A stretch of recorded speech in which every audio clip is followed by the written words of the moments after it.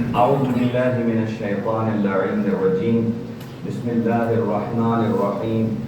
الحمد لله رب العالمين، والصلاة والسلام والتحية والإكرام على سيدنا ونبينا وشفيع ذنوبنا وطبيب نفوسنا رحمة للعالمين أبي القاسم مصطفى محمد.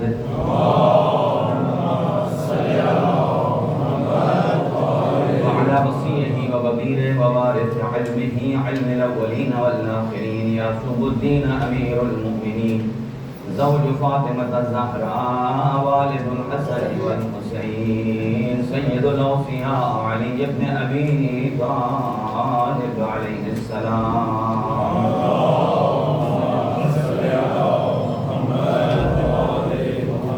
وعلى أهل بيته الطيبين الطاهرين المعصومين المنتخبين المنتجبين، لا سيما على بقية الله الأعظم روحي وأرواح العالمين للتراب مقدم الفراق. عجل الله تعالى فرجه الشريف وسهل الله تعالى مخرجه الشريف، ولعنة الله على أعدائهم أجمعين من يومنا هذا إلى قيام يوم الدين.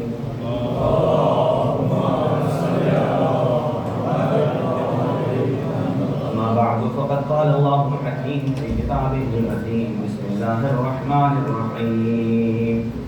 وكذلك يبين الله لكم آياته لعلكم تهتدون.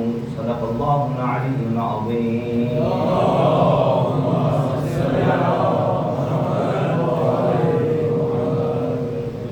دعائیہ کلمات سے آغاز گفتگو ہے.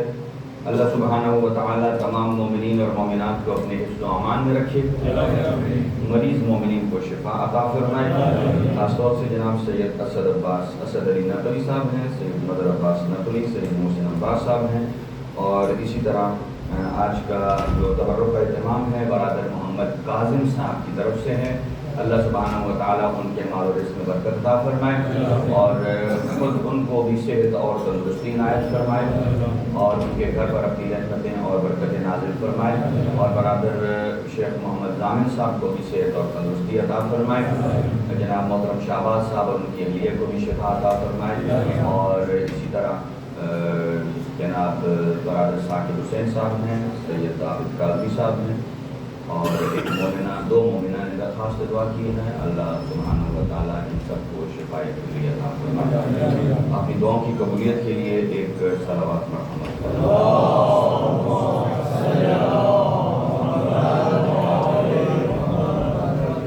حاضرین گرامی قدر، آج گرمی یعنی ٹیمپریچر بھی کافی زیادہ ہے.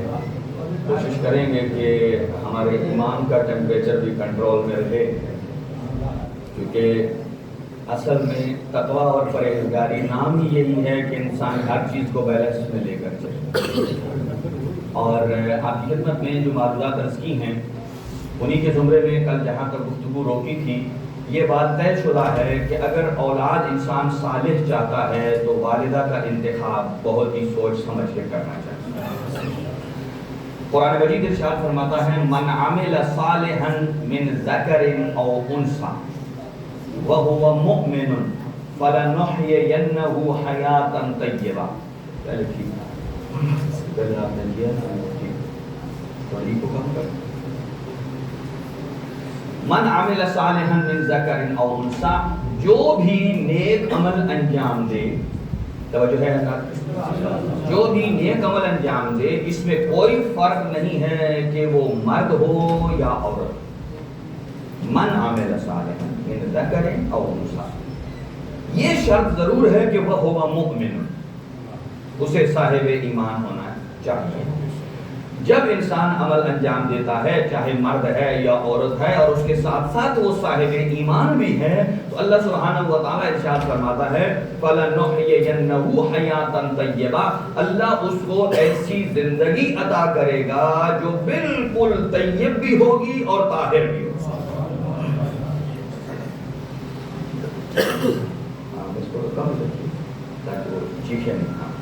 برائے خوشنودی شہزادہ علی اکبر علیہ السلام پرزور حیدری صلوات.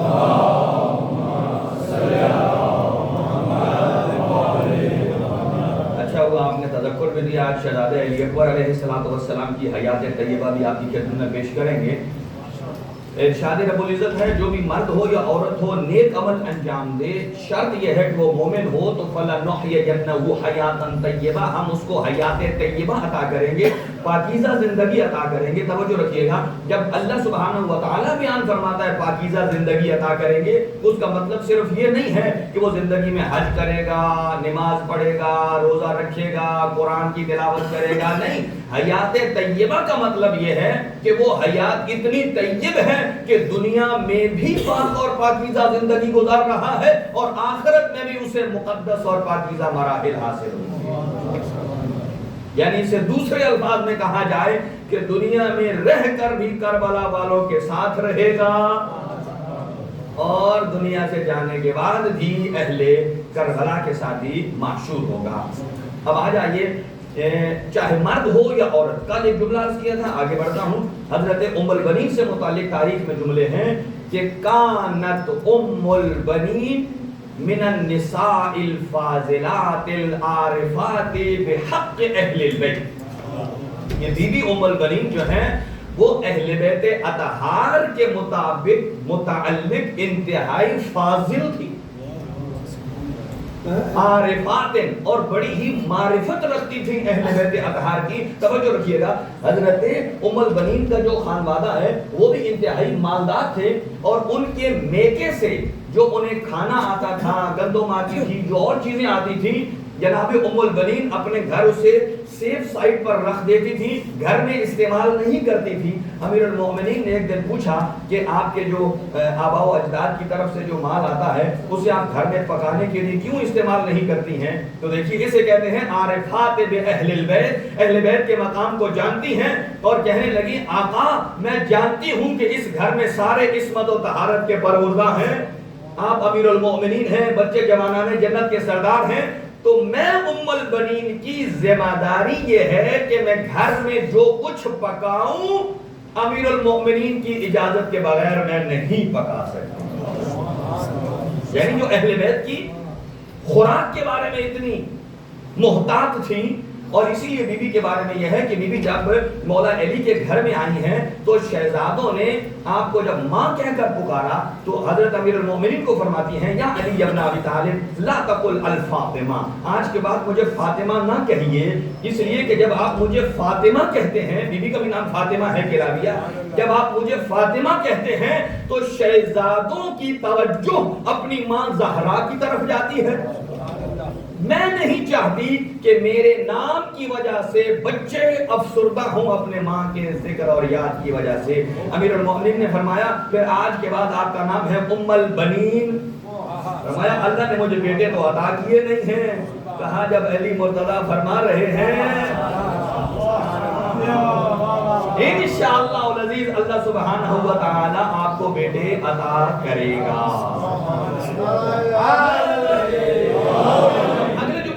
عارفات بحق اہل البیت وممحصة فی ولایتہم ومخلصة فی مودتہم، کہ بی بی اہل بیت اطہار کی ولایت میں ایسی خالص تھی کہ کوئی اور زمانے کی عورت ان کے اس ایمان کا مقابلہ نہیں کر سکتی. وَمُخَلَّصَةً فِي وِلَائِهِمْ، اور اہل بیت کی محبت اور ولایت میں اتنا مقام رکھتی تھی کہ معصوم ارشاد فرماتے ہیں وَلَهَا عِنْدَهُمْ الْجَاهَ الْوَجِيهُ وَالْمَنْزِلَ الرَّفِيعُ. لہذا تمام اہل بیت اطہار کے نزدیک جناب ام البنین کا مقام انتہائی اعلیٰ اور انتہائی عرفہ رہا. اور ایک اور جملہ آگے سن لیجئے، یہ سید باقر قرشی فرماتے ہیں کہ میں نے جتنی تاریخ پڑھی ہے چاہے روایات میں ہو یا ہسٹری میں ہو، وہ کہتے ہیں ایک کوالٹی ایسی ہے کہ جس میں ام البنین بڑی منفرد ہے. کہا وہ کیا ہے کہ اپنے شوہر کی پہلی اولاد سے اتنی محبت کرتی ہیں، اتنی محبت اور الفت کرتی ہیں کہ ان کی حفاظت کے لیے اپنے سارے بیٹوں کو قربان کر دیتے ہیں. ان کی حفاظت کے لیے اپنے بیٹوں کے سارے بیٹوں کو قربان کر دیتی ہیں. بی بی ام البنین کے بارے میں جملات ہیں. اور پھر توجہ رکھیے گا, میں آگے بڑھ رہا ہوں کہ وفا کے 6 درجے. کتنے؟ اسی لیے شاعر نے کہا ہے کہ جب کبھی نام عباس لیتا ہوں تو دیر تک میرے ہونٹوں سے خوشبو وفا. جب بھی کبھی نام عباس لیا جائے تو دیر تک ہونٹوں سے خوشبو وفا آتی ہے. توجہ, اب میں جو جملہ درج کرنا چاہتا ہوں کہ 6 درجے ہیں وفا کے, اور ان 6 کے 6 درجوں پر حضرت ام البنین فائز ہے. جب ماں اتنے ہائیلی کوالیفائڈ درجے پر وفا کی منزل پر فائز ہے تو بیٹے ابو الفضل عباس کا کردار کیا ہے. اور اسی لیے دیکھیں 2 چیزیں ہوتی ہیں. ایک ہوتا ہے خالی طاقت کا ہونا شجاعت پر دلالت نہیں کرتا کہ بندہ کہے میرے مسل مضبوط ہیں, میں جم جاتا ہوں, میں شجاع ہوں. نہیں, یہاں تک 2 اصول الفقہ میں 2 لفظ ہیں. ایک ہوتا ہے جری اور ایک ہوتا ہے شجاع, یا زبر سے بھی پڑھتے ہیں شجاع. جری کیسے کہتے ہیں؟ اس میں بھی طاقت ہوتی ہے اور شجاع میں بھی طاقت ہوتی ہے. فرق کیا ہے؟ فرق یہ ہے جری کی طاقت اس کی خواہشات کے تابع ہوتی ہے. توجہ رکھیے گا, جو جری ہوتا ہے, جری جسے کہا جاتا ہے کہ جیسے 2-4 بندے ہوا دیں اور وہ جری بن جاتا ہے. اسے یہ نہیں سمجھ آ رہی کہ میں جو لفظ کہہ رہا ہوں یہ کیا ہے, جو کام کر رہا ہوں کیا ہے. کیوں سمجھ نہیں آ رہی؟ اس لیے کہ ابھی اس کی طاقت خواہشات نفس کے تابع چلی گئی ہے, اپنے آقا کے اشارے پر نہیں ہے. اسے کہتے ہیں جری. شجاع کسے کہتے ہیں؟ شجاع اسے کہتے ہیں جس کے پاس جتنی بھی طاقت ہے وہ اپنے امام کے حکم کے تابع, اپنے امام کے حکم کے تابع. اب سمجھ لیجئے, ابو الفضل العباس سے بڑا کوئی شجاع نہیں. اور تاریخ میں اگرچہ تقابل نہیں ہے امیر المومنین کی شجاعت کا اور حضرت ابو الفضل العباس کی شجاعت کا, لیکن جو تاریخ یہ بتاتی ہے ابو الفضل العباس کی فضیلت بھی در حقیقت امیر المومنین کی فضیلت ہے کہ ابو الفضل العباس کی اور حضرت امیر المومنین کی فضیلت پر 2 جملے. جنگ صفین میں جب حاکم شام نے جب کہا کہ ہم پانی بند کر دیں گے, ایک دھمکی دی پورے اس راستے میں, تو امیر المومنین نے ایک جسے کہا جاتا ہے ہیومن چین بنائی, انسانی ڈھال بنائی 1200 افراد کی. کتنے کی؟ بعض روایات میں 12,000 لکھا ہے, تو یہ فرق ہو سکتا ہے صفر کا لکھنے والے نے ایک نے کم کر دی ہو جائے, تو زیادہ کر دی ہو, آپ تھوڑا عدد لے لیں کہ 1200 کی ہیومن چین بنائی کہ وہ ادھر نہ آ سکے. تو گویا حاکم شام کے جنگ صفین میں مخالفین کے حملے کو پسپا کرنے کے لیے 12,000 کی ہیومن چین بنائی. لیکن کربلا میں ابو الفضل العباس کے مقابل میں 9 لاکھ بھی ہیں, 40 بھی ہیں, 1200 کیا 12,000 کی چین بھی نہیں بنائی ہے. کون ہے شجاعت حیدریہ کا مالک؟ ابو الفضل العباس نے 9 محرم کی رات کو دشمن کے سامنے ایک لکیر کھینچ دی ہے. کہا یہ میں لکیر فاصل کھینچ رہا ہوں, اگر کسی مائی کے لال میں جرأت ہے تو ذرا اس لائن کو کراس کر کے دیکھو. اگر کسی میں جرأت ہے, یعنی اس کا مطلب کیا ہے؟ یعنی حضرت ابو الفضل العباس شجاع ہیں لیکن ان کی طاقت امام کے حکم کے تابع. اور دوسری بات, امیر المومنین نے اپنی زندگی میں 84 جنگیں جیتی ہیں, لڑی بھی, اور 3 اپنے زمانے میں. کتنی ہو گئی؟ 87. لیکن اب فرق ایک اور تقابل دیکھیے, امیر المومنین نے جتنی 87 جنگیں جیتی ہیں, لڑی ہیں, ان میں امیر المومنین بھوکے اور پیاسے نہیں تھے, اور امیر المومنین نے وسائل کے ساتھ جنگیں لڑی ہیں. جتنے جنگ کے وسائل ہوتے ہیں وہ سارے تھے, لیکن شجاعت ابن حیدر کرار دیکھ لیجئے کہ کربلا میں 3 دن کے پیاسے بھی ہیں، وسائل کے بغیر بھی ہیں۔ وسائل سے جنگ جیتنا یہ حیدر کرار کی شجاعت ہے، اور وسائل کے بغیر اپنے ارادے کے استحکام سے دشمن کو شکست دینا یہ ابو الفضل عباس کا کردار ہے۔ نعرہ تکبیر، نعرہ رسالت، نعرہ حیدری۔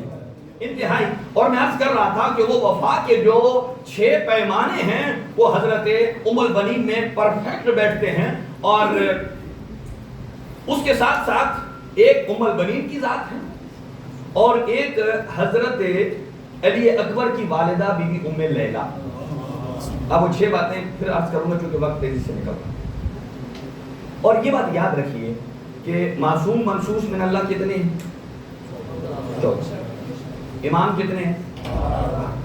یہ ہے منصوص من اللہ، یہ ہے عصمت کبریٰ کے درجے پر، عصمت کبریٰ کے درجے پر فائز ہیں، یعنی اللہ کی طرف سے نامینیشن بھی ہے۔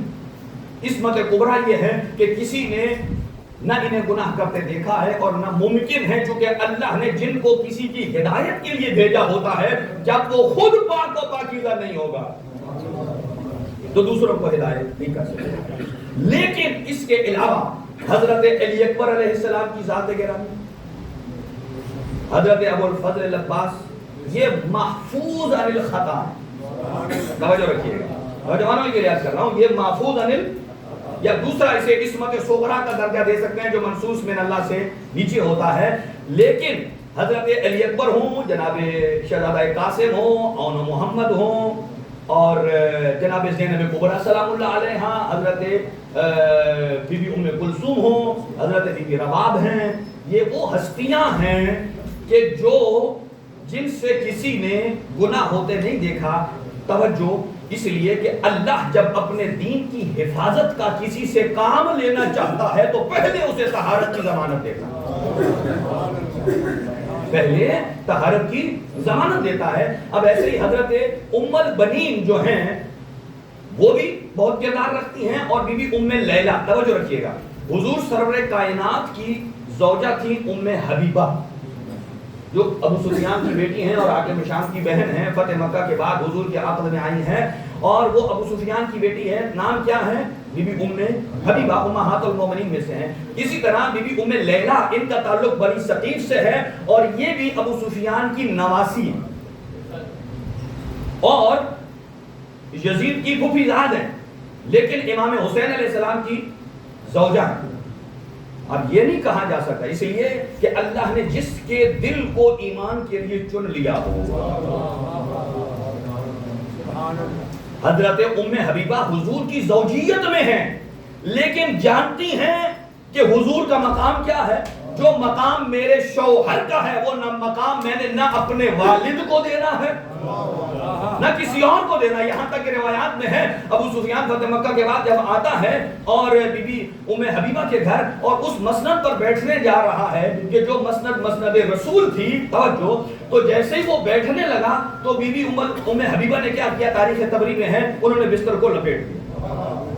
باپ نے کہا اب تو میں مسلمان ہو گیا ہوں، آپ کا باپ بھی ہوں، کیا میری یہ کیفیت نہیں ہے کہ میں اس جگہ بیٹھ سکوں؟ بی بی نے خوبصورت جملے فرمائے ہیں، آپ پاکیزہ ضرور ہوں گے، میرے باپ ضرور ہوں گے، صاحب ایمان ہو گئے ہوں گے، لیکن یہ مقام رسالت ہے۔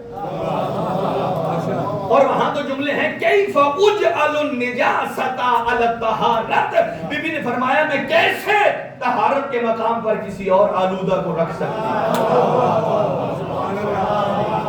یہ بی بی کے جملات ہیں۔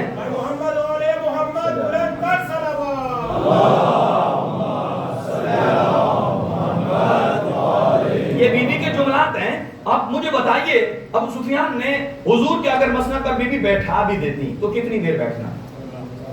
کوئی پکی تو نہیں لے لینی، تو مہمان آئے کتنی دیر، گھنٹہ 2 گھنٹہ بیٹھیں گے، دن میں بیٹھیں گے 20 22 گھنٹے 24 گھنٹے۔ اچھا، لیکن بی بی ام حبیبہ جانتی تھی اگرچہ میرے بابا نے مستقل نہیں بیٹھنا، وہ جانتی تھی کہ اگرچہ عارضی طور پر مہمان کے عنوان سے ہی بیٹھنا ہے تو بی بی کے سیرت سے ہمیں یہ پہلو ملتا ہے کہ باپ بھلے جتنا بھی محترم ہو، نبی کی سیٹ پر دائماً تو دور کی بات ہے وہ تھوڑی دیر کے لیے بھی نہیں بیٹھ سکتا، تو تھوڑی دیر کے لیے نہ بیٹھنا دلالت کرتا ہے جو تھوڑی دیر کا حقدار نہیں ہے وہ دائماً کیسے حقدار ہو سکتا ہے؟ توجہ فرمائیے آپ نے۔ اب دوسرا جملہ بی بی ام لیلہ، یہ امام حسین علیہ السلام کے ساتھ کتنی وفادار ہیں جو نوجوان سنیے گا، میں نے تاریخ سے حضرت علی اکبر علیہ السلام کی یہ فضائل نکال کر لائے ہیں تاکہ ایک نوجوان جو 18 سال کا ہے وہ دیکھے کہ میں سیرت علی اکبر پر کہاں کھڑا ہوں۔ دیکھیں صرف زبان سے نعرہ لگا دینا کافی نہیں ہے، ہمارے لیے رول ماڈل کربلا کے شہداء ہیں اور جن میں ہر لیول کا ایک نوجوان موجود ہے، کم از کم جو 18 سال میں قدم رکھ رہے ہیں انہیں پتا ہونا چاہیے کہ سیرت علی اکبر کیا ہے۔ کل جب ہم علی اکبر کی بارگاہ میں جائیں تو کہیں ایسا نہ ہو علی اکبر کہیں کہ میں نے تو دین کے لیے اپنی قربانی پیش کی ہے اور تو دین کے لیے اپنی رات کی نیند بھی قربان نہیں کر سکتا، فجر کی نماز رہ جائے۔ توجہ، اچھا وہاں باتیں پھر آتا ہوں تو بی بی ام لیلہ نے اپنے بیٹے کی تربیت کس انداز سے کی ہے۔ یہ حاکم شام کے دربار میں کبھی کبھی بادشاہ خوش ہوتے ہیں، وہ موڈ میں تھا، اس نے کہا اپنے حواریوں سے پوچھا بتاؤ یہ جس ممبر پر میں بیٹھا ہوں اس خلافت کا حقدار کون؟ جو سارے چاپلوس تھے انہوں نے کہا یہ کیسی بات کی آپ سے بہتر تو کوئی نہیں ہے۔ اس نے اسے ڈانٹ کے کہا چپ کر جا، اس خلافت کا حقدار حسین ابن علی کا بیٹا علی الاکبر ہے۔ آپ کہیں گے یہ آپ نے کہاں سے لایا؟ آپ مجھ سے رابطہ کیجیے میں آپ کو دکھا دوں۔ تو علی اکبر ہے، کہا کیسے؟ یہ حاکم شام کے جملے ہیں کہ علی اکبر میں، اچھا ایک ایک آگے قدم تشریف لے آگے چکے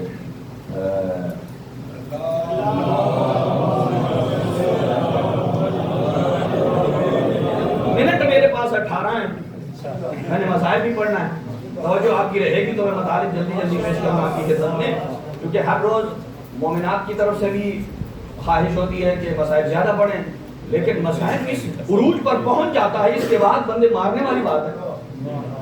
یعنی لوگ بہترین گریہ کر رہے ہیں، مجلس اعزائے سید الشہداء کا حق ادا ہو رہا ہے، انشاءاللہ کوشش کروں گا کہ جتنا میں کر سکا۔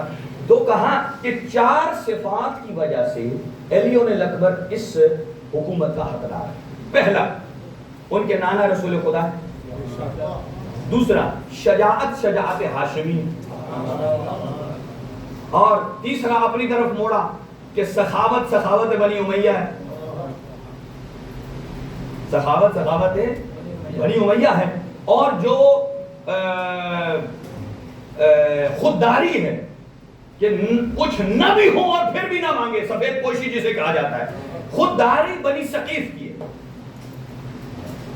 اسے کہیں گے نانا رسول خدا تو ہیں، شجاعت حیدریہ بھی ہے، تم بھول گئے ہو سخاوت امام حسن مجتبی۔ جب یہاں بنی امیہ کی سخاوت پہ آیا کہا بھول گئے ہو کہ جب حاکم شام نے مدینہ میں ایک کیمپ لگایا حج کے موقع پر، صبح سے شام تک آنے والے سب کو مال دے رہا تھا، اتنے میں امام حسن مجتبی علیہ السلام کو بلاتا ہے، امام بجائے اس طرف جانے کے مسجد میں جا کر نماز شروع کر دیتے ہیں۔ جیسے نماز سے فارغ ہوا کہا صبح سے شام تک جتنوں کو دیا ہے اتنا ایک ابن علی کو دیا جائے۔ یہاں ایک بات تو طے ہو گئی کہ خود آپ کے نزدیک میں یار یہ ہے، ایک طرف سارے اور ایک طرف اکیلا حسن ابن علی۔ اور امام حسن مجتبی کو جب دیا گیا تو امام علیہ السلام نے اپنے خادم کو جس نے آپ کی جوتیاں سیدھی کی تھی اسے عطا کر دیا، اور اسے غصہ آیا، کہا آپ نے سارا اسے دے دیا، اور ساتھ ایک جملہ کہا کہ میں انا ابن الہند، میں ہند کا بیٹا ہوں، میں نے اتنا دیا اور جتنا میں نے آپ کو دیا آپ نے اسے دے دیا۔ کہا تو ابن ہند کہتا ہے، یہ انا ابن الزہرا، یہ زہرا کا بیٹا ہے، تم نے تو صرف مال دیا ہے، یہ جو کچھ میں نے اسے دیا ہے یہ اس کا ثروت دنیا ہے، اور انا ابن زہرا وعدہ کرتا ہے کہ آخرت میں بھی اس کی جنت کا ذمہ دار ہوگا۔ آخرت میں بھی جنت کے ذمہ دار ہوں گے۔ اچھا یہاں بہت تفصیلات ہیں، عربی میں اشعار ہیں کہ خود اس نے پڑھے کہ یہ وہ گھرانہ ہے کہ جس کی مثل روئے زمین پر کوئی برابری کرنے والا نہیں ہے، ان کے گھر میں ان کی ڈیوڑی میں مسلسل گوشت پکتا ہے مہمانوں کے لیے، اور جب گوشت پک جاتا ہے پھر ان کی عزت افزائی کے لیے کمی نہیں کی جاتی ہے۔ میں بس ترجمہ آپ کو سناتا ہوں۔ اور پھر کہا کہ ان کے گھر کی چمنی سے ہمیشہ دھواں نکلتا ہے، اور یہ دھواں علامت ہے کہ یہ مہمان نواز ہیں، اور جو بھوکا ہوتا ہے پیاسا ہوتا ہے یہاں آ کر اپنی بھوک اور پیاس بجھاتا ہے۔ اور پھر یہ کہتا ہے کہ یہ علی الاکبر کی ذات وہ ہے کہ جنہوں نے کبھی بھی دین پر دنیا کو ترجیح نہیں دی، کبھی بھی دین پر دنیا کو ترجیح نہیں دی، یعنی پرائورٹی ان کی وہ دنیا نہیں ہے، دین ہے۔ اور پھر کہا کہ انہوں نے باطل کے مقابل میں حق کو کبھی سستے داموں بیچا نہیں ہے۔ اور وہ کہتا ہے اس سے میری مراد ام لیلہ کا بیٹا علی اکبر۔ اب ایک رمز اور سن لیجئے۔ علی اکبر جب میدان میں گئے، کیونکہ وقت بھی زیادہ نہیں ہے، یہیں سے میں رب مسائل دوں گا، ایک صلوات پڑھ لیجئے مل کر۔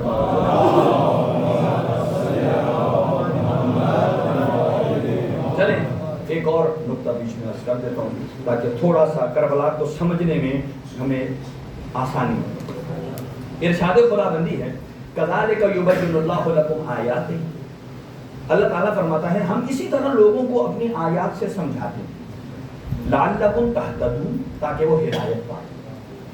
یعنی اللہ سبحانہ و تعالیٰ ہر بندے کو اپنی آیات کے ذریعے سمجھاتا ہے۔ اب کسی کا لیول کہاں ہے، کسی کا لیول کہاں ہے، اللہ نے اس کائنات کی ہر شے میں اپنی علامت اور نشانی رکھی۔ سبحان اللہ۔ کوئی کہاں متوجہ ہو جائے توجہ۔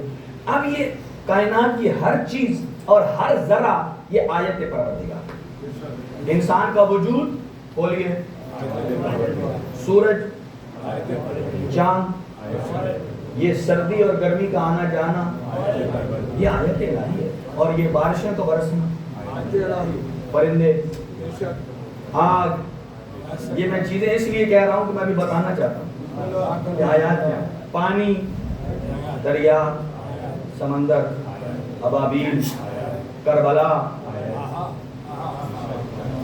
اب آ جائیں دیکھیں سورج آیت الہی ہے۔ اللہ جب کہتا ہے کہ فلاں چیز آیت ہے، آیت کا معنی یہ ہے اس کے ساتھ پلس کر دے خصوصیت۔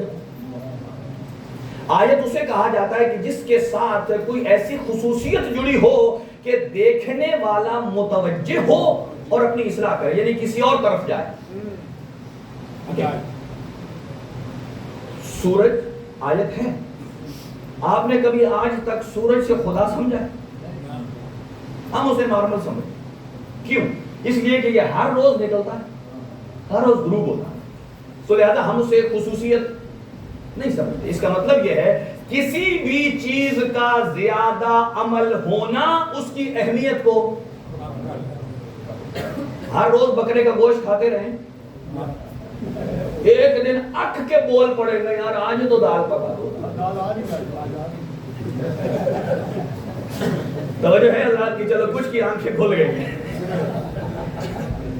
اللہ نے دال میں بھی اپنی آیت رکھی ہے۔ آپ کہیں گے تو میں قرآن سے یہ بھی ثابت کر دوں گا کہ قرآن میں دال کا لفظ بھی ہے اور آیت الہی بھی ہے۔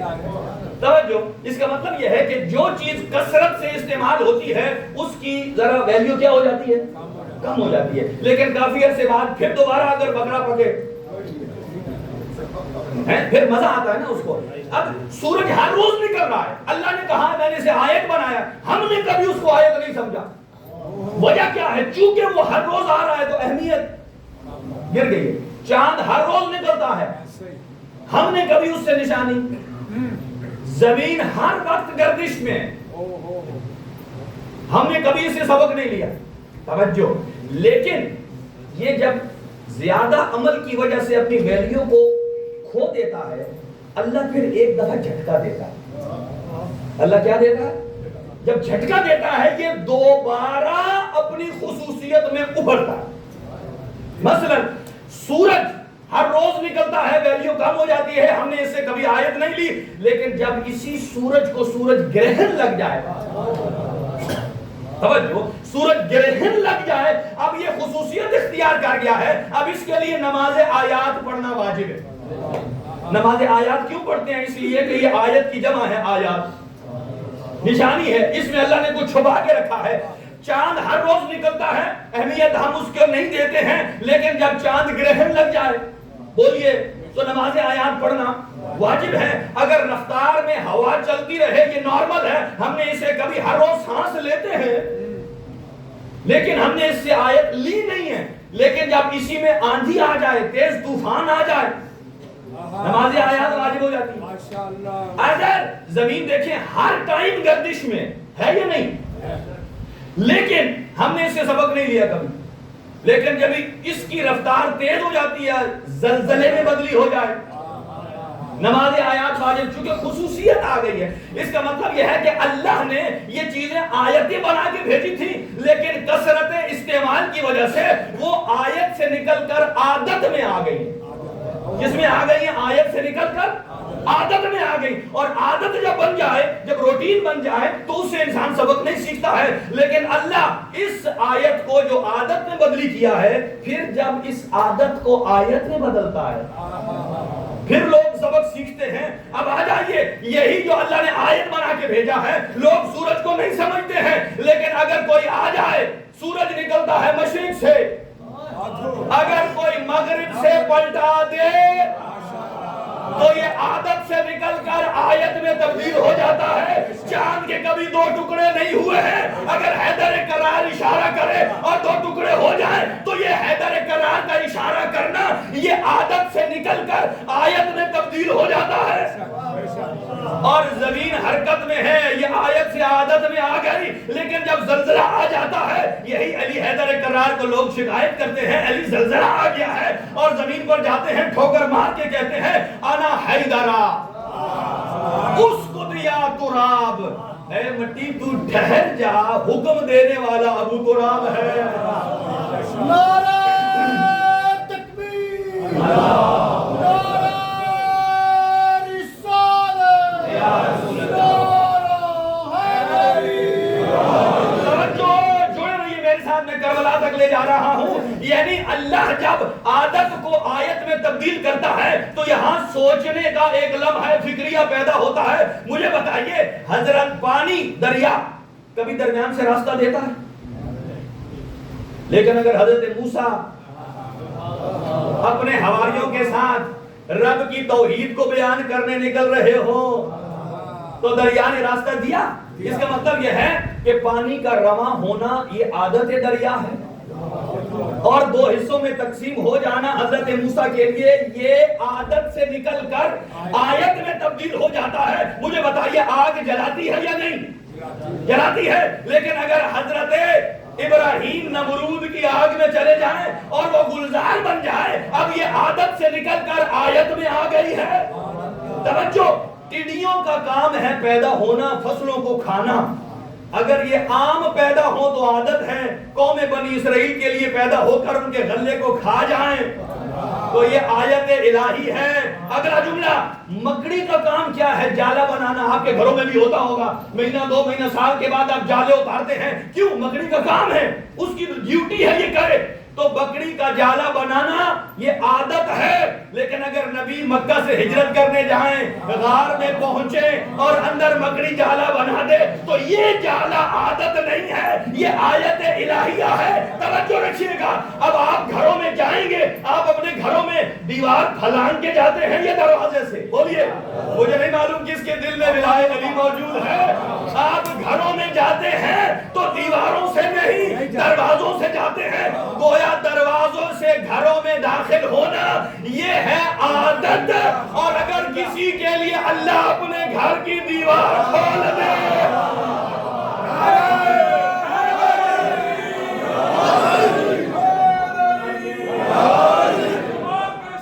دل بولا علی مولا، علی مولا، علی مولا۔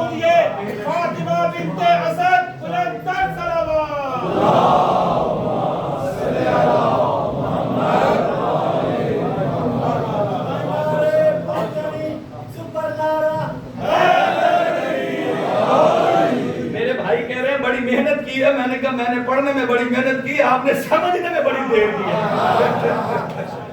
سمجھنے میں دیکھیے میں آپ کو فقاہت دے رہا ہوں، میں علم دے رہا ہوں، میں قرآنی باتیں کر رہا ہوں، علوم قرآن ہے، وگرنہ میرے پاس وہ جملات بھی ہیں۔ اور آپ جانتے ہیں کہ مجھے کوئی خطابت چمکانے کی ضرورت نہیں ہے، میں چاہتا ہوں میری ذمہ داری ہے کہ جو آنے والا نوجوان آیا ہے وہاں تک کربلا کا پیغام پہنچے۔ توجہ، اللہ عادت سے نکال کر کہاں ڈالتا ہے؟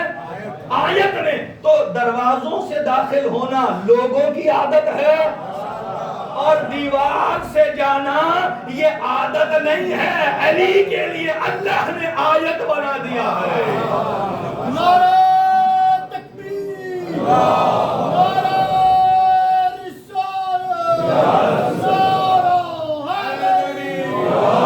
اگلی بات سنیے، مجھے بتائیے آسمان سے کبھی کھانا آیا؟ بولیے بھائی، بارش آتی ہے، اولے آتے ہیں، لیکن من و سلوہ آیا ہے کس کے لیے؟ بنی اسرائیل کے لیے۔ اتنا آیا کہ نبی کو کہا اللہ کو کہیے کھانا چینج کرے۔ آسمان سے کھانا اترا یا نہیں اترا؟ یعنی اتنی دفعہ آیا کہ انہوں نے ریکویسٹ کی ہے یا اللہ مینیو چینج کرو۔ اس کا مطلب یہ ہے آسمان سے کھانا بھی آتا ہے، لیکن آیا ہے بنی اسرائیل کے لیے۔ اتنا آیا ہے کہ ان کی عادت بن گئی ہے، انہوں نے اسے آیت نہیں سمجھا۔ سنیے گا، آسمان سے آتا ہے اتنا کہ عادت بن گئی ہے، لیکن زمین سے آسمان پر کبھی بھی نہیں گیا۔ البتہ زہرا روٹیاں پکاتی ہے اور فرش سے عرش پر جاتا ہے۔ آسمان سے آنا عادت ہے، اور زہرا کی پکی ہوئی روٹیوں کا آسمان میں جانا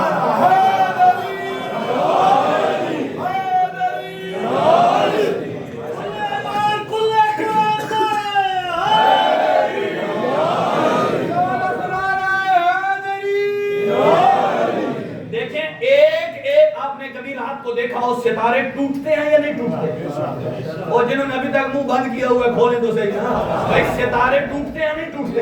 آپ نے دیکھا ہے کہ کتنی رفتار سے ادھر سے ٹوٹ کر ادھر جاتا ہے، ادھر سے ٹوٹ کر ادھر آتا ہے۔ کبھی آپ کے گھر آیا ستارہ؟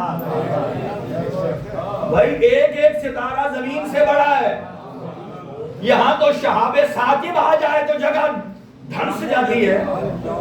ہائے ہائے ہائے، کبھی آسمان سے نہیں اترا۔ آپ دیکھتے ہیں ستاروں کا دیکھنا عادت ہے، لیکن اگر وہی ستارہ دروازہ زہرا پر اتر آئے آپ کہیں گے یہ کیسے ہو گیا؟ ادھر تو ستارہ آئے تو زمین سے بڑا ہو جاتا ہے، دروازہ زہرا پر آئے تو چھوٹا کیوں ہے؟ اس لیے جب آپ حالت قیام میں ہوتے ہیں آپ 6 فٹ کے ہوتے ہیں، جب سجدے میں جاتے ہیں تو 1.5 فٹ کے رہتے ہیں۔ جب ستارہ دروازہ زہرا پہ آتا ہے تو سبحان ربی الاعلی و بحمدہ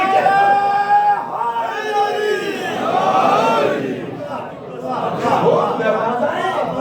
لیکن میں مخ مطلب درج کر رہا ہوں آپ کی خدمت میں۔ ہائے، اب جو عزادار موجود ہیں علم ابو الفضل عباس کو اٹھانے والے، ہائے ہائے ہائے ہائے، مجھے بتائیے، دیکھیے سوکی زمین پر کسی لکڑی کو گاڑنا یہ عادت ہے۔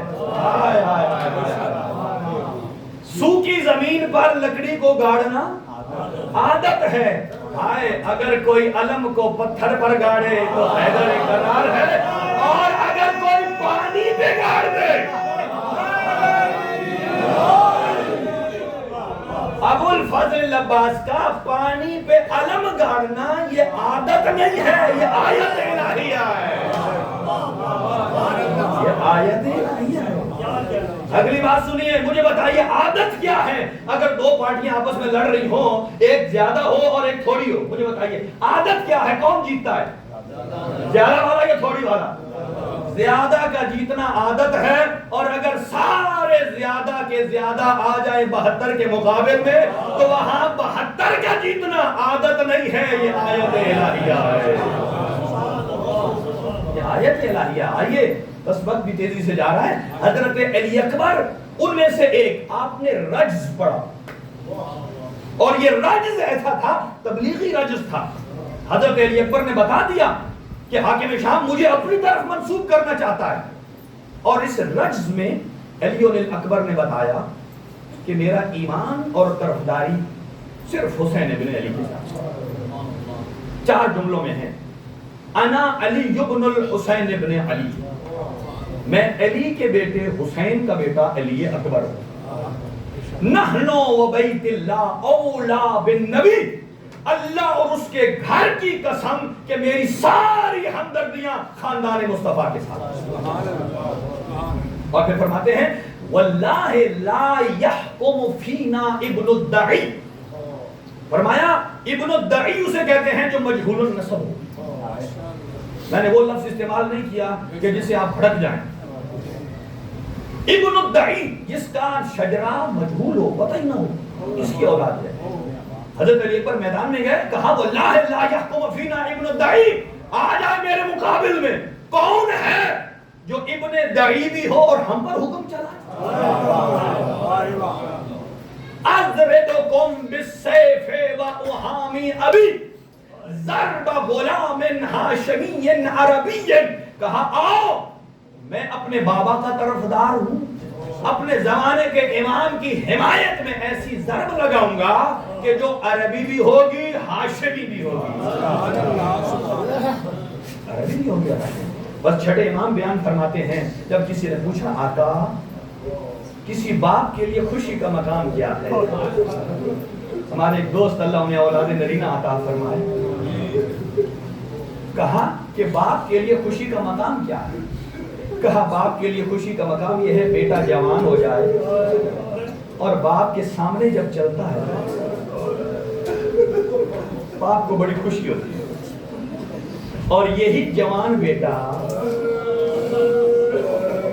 مسجد النبوی میں جس کا نام علی اکبر ہے، بیٹھ جاؤ میرے بچے بیٹھ جاؤ، کیا نام ہے؟ علی اکبر، مسجد النبوی میں ہے۔ کہا بابا مجھے انگور چاہیے، موسم نہیں تھا، زہرا کے لال نے مسجد کے ستون میں ہاتھ کیا، انگور کا گچھا آ گیا۔ روایت میں ہے نہ جانے یہ فرزند پیغمبر کا ہاتھ جنت میں گیا یا جنت سے پھل زہرا کے لال کے ہاتھ پر آیا۔ جب اکبر کو پیش کیا نا، پیش کرنے کے بعد مجھے بتائیے باپ بیٹے کی خواہش پوری کر کے خوش ہوتا ہے یا روتا ہے؟ زہرا کے لال کے آنسو بہنے لگے۔ جب پوچھا کیوں؟ کہا اے میرے بیٹا آج تو بے موسم پھل مانگ لیے اور تجھے مل گئے، کل تو ہی علی اکبر ہوگا، ایک گھونٹ پانی کا سوال کرے اور تیرا بابا اتنا مجبور ہوگا۔ اجرکم علی اللہ۔ 4 مقام پر زہرا کا لال بلند آواز سے روئے۔ ایک مرتبہ علی اکبر کی ودا کرتے ہوئے، دوسرا اکبر کے برچھی لگتے اور تیسرا برچھی نکالتے ہوئے اور چوتھا اکبر کی لاش خیمے میں لاتے ہوئے۔ وقت بھی زیادہ نہیں ہے اور حضرت علی اکبر کی 4 رخصتیں ہیں۔ 4 رخصتیں سنیے، میں تھوڑا تھوڑا پڑھ دیتا ہوں۔ پہلی مولا حسین سے اجازت، دوسرا بی بی ام لیلہ سے رخصت، تیسری بی بی زینب کبریٰ سے رخصت اور چوتھی زین العابدین بیمار کربلا سے رخصت۔ اب معرفت کا لیول دیکھیے، اپنے بابا کے پاس آتے ہیں، بابا یہ بنی ہاشم کے جوانوں میں سے پہلا شہید ہے علی اکبر۔ کہا بابا مجھے میدان کی اجازت دیجیے۔ اب مولا نے ڈائریکٹ نہیں دی، مولا نے دعا مانگی اور مناجات سے اکبر نے سمجھا کہ میرے بابا نے اجازت دی۔ کہا اللہم اشہد علی ہؤلاء القوم قد برز الیہم غلام قد اشبہ الناس خلقا وخلقا ومنطقا برسول اللہ وَإِذَا اشْتَقْنَا نَبِيَّنَا وَنَظَرْنَا إِلَىٰ عَلِيٌّ الْأَكْبَرِ۔ فرماتے ہیں اے اللہ تو گواہ ہے نا، اب اس فوج کی طرف میں اسے بھیج رہا ہوں جو گفتار میں بھی میرے نانا کی شبیہ ہے، جو رفتار میں بھی میرے نانا کا ہم شکل ہے، جو کردار میں بھی میرے نانا جیسا ہے، اور جب جب ہمیں مصطفیٰ کے چہرے کی زیارت کی ضرورت پڑتی تھی ہم علی اکبر کے چہرے کو دیکھتے تھے۔ اجرکم علی اللہ۔ اب اختیار کرایا نیاز حسین۔ علی اکبر فرماتے ہیں بچپنے میں جب میں 7 سال کا تھا مجھے دستار کبھی میری پھوپھی بندھا دی، کبھی ماں امّ لیلا بنواتی تھی، میں سوچتا تھا کہ کبھی میرے بابا بھی مجھے بنوائیں گے، لیکن جب بابا نے اجازت دی اب کیسے دستار باندھی ہے، فرمایا کہ میرے بابا نے قرآن کی یہ آیت شروع کی ہے اور ایک طرف سے امامے کا حصہ پکڑا، وَلَنَبْلُوَنَّكُمْ بِشَيْءٍ مِّنَ الْخَوْفِ وَالْجُوعِ وَنَقْصٍ مِّنَ الْأَمْوَالِ وَالْأَنفُسِ وَالثَّمَرَاتِ وَبَشِّرِ الصَّابِرِينَ الَّذِينَ قَالُوا، کہا جب یہاں تک پہنچے تھوڑا ٹکڑا آیت کا بچ گیا اور تھوڑا ٹکڑا امامے کا بچ گیا، ارے گردن پہ لپیٹ کے کہتے ہیں اِنَّا لِلَّهِ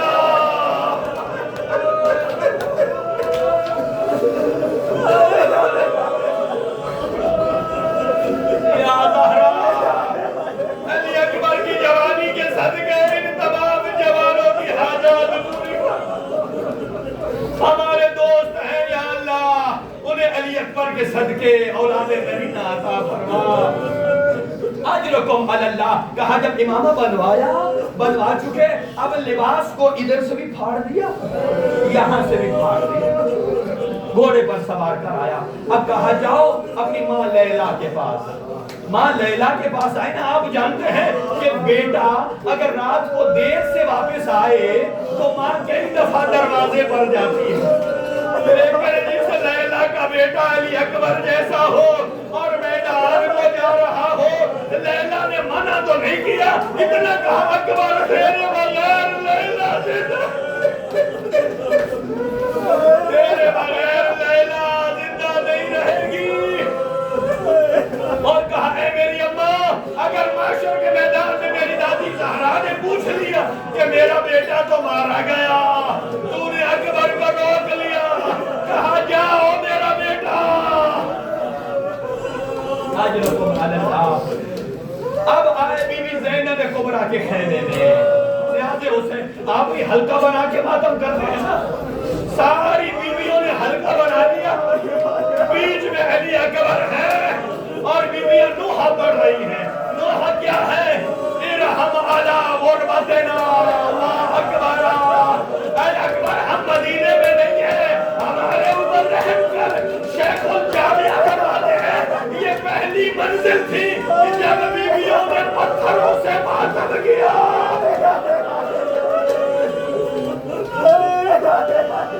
شیخ الجامعہ اکبر عباس صاحب کے جملے ہیں کہ بیویوں نے پتھر کا ماتم کیا، کہا اکبر اجرکم علی اللہ، بس زیادہ وقت نہیں ہے، اب اتنے میں جب بھی اکبر نکلنے لگتے نا کوئی بی بی تھام لیتا، ایک مرتبہ بیویوں نے تھاما اندر لے گئے، اب سنیے گا نہج حسین جب اکبر ودا کر کے نکلے نا کیا دیکھا کہ گھوڑا عقاب جس کا نام ہے وہ رک گیا ہے، جب رک گیا دیکھا تو قدموں میں 4 سالہ بہن سکینہ، کہا او میرا بھیا علی اکبر، ارے میری پھوپھیوں کے قدم لمبے تھے، انہوں نے آپ کی داڑھی پر بوسہ دیا، میں یہ نہیں کہتی کہ نیچے جھکو، میں نے گردن کے بوسے لینے ہیں، کہا ذرا رکاب سے پیر باہر نکالو، ارے شام تک سکینہ کہتی جائے گی تو میں نے اکبر کے پیروں کو چھو، اجرکم علی اللہ، یہ کربلا بن گئی ہے، علماء فرماتے ہیں جب چاروں طرف سے گریہ بلند ہو سمجھنا کوئی معصوم ہستی آ گئی، اجرکم علی اللہ۔ تو دو جملے سنیے، اب جب اکبر نکلے میدان کی طرف جانے لگے، اب جملے سنیے گا ہزاداروں، جانے لگے نا، ایک مرتبہ کہا محلن محلن یا علی، اے علی جب تک میدان میں نہ پہنچو مجھے پلٹ کر دے،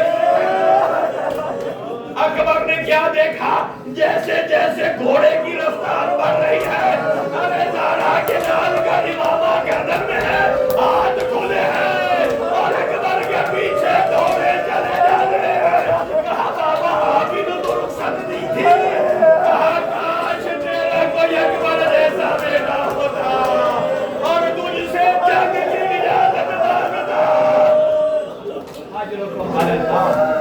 روایت کہتی ہے ارخا اینا، مظلوم کربلا نے آنکھیں کھول دی اور جہاں جہاں اکبر جاتے رہے دیکھتے رہے. جب اکبر اوجل ہوئے نا کہا لیلا سے لیلا مصلی عبادت بچھا لے. لیلا نے دعا مانگی یا راد یوسف لا یعقوب بحق زہرا، اے یوسف کو یعقوب میں لانے والے اللہ تجھے زہرا کی پسلیوں کا واسطہ ایک مرتبہ اکبر کو پلٹا دے. اب جب اکبر آئے کیا کیفیت ہے؟ ہونٹ کٹا ہوا ہے، زلفوں میں گرد پڑی ہوئی ہے. کہا اے میرا بابا ان العطش قد قتلنی، یہ پیاس مجھے مارے جا رہی ہے، یہ لوہے کا بوجھ مجھے کھا رہا ہے. حل لی شربۃ من الماء، کیا پانی کا گھونٹ ہے؟ کہا ادخل لسانک فی فمی، اپنی زبان میرے منہ میں داخل کر. جب داخل کی بابا یہ تو مجھ سے زیادہ خشک ہے. کہا جاؤ نانا حوض کوثر پلائے گا. ابھی جب اکبر گئے یہاں منزہ بن مقرہ نے دونوں ہاتھوں سے اکبر کی پشت میں تلوار ماری ہے، ادھر حسین ابن نویر نے برچھی ماری ہے. اب اکبر گھوڑے کی گردن میں ہے. کہا گھوڑے مجھے لے جا خیام کی طرف. راستے میں تلواریں چلتی رہی. قتلو ہو اربن اربا. ابھی اکبر زمین پر آئے. زہرا کے لال جہاں تک ممکن تھا سواری پر گئے، سواری سے اتر کر دوڑنا شروع کر دیا. ایک مرتبہ پدر